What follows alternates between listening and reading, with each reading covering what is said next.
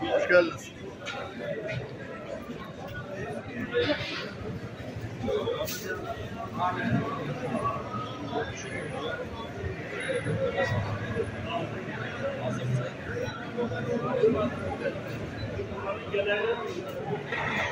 Benim adım Emrecan, soyadım Gül. Yaklaşık 6-7 senedir bu işi yapıyorum. Bu sene kayısımız olmadığı için sedir fide satışlarımız başlamış bulunmakta. Senede 50.000 adayı hedefliyoruz bu sene. Müşterilerimizi bekliyoruz. İsmim Ruhani Kaçaman.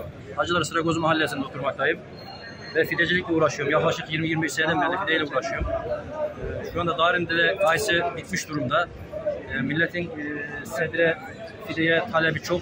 İnşallah bu sene yazın ucuz sebze yiyecekler. Elimizden geldiği kadar mücadele etmeye devam. Darende'nin her sene dışarıdan sebze geliyordu.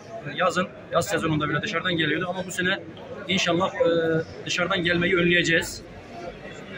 Elimizden geldiği kadar arkadaşlarımıza, eşimize, dostumuza devamlı fide sebze yetiştirmelerini ve sebze ekmelerini tavsiye ediyoruz. Bunda da inşallah başaracağız. Bu sene kayısı olmadığı için vatandaşın fideye talebi artmıştır. Ancak bu sene fide satışlarımız da şu anda çok iyi gidiyor ve bundan sonra da iyi gideceğine inanıyorum. Vatandaş bu sene fide ekecekler.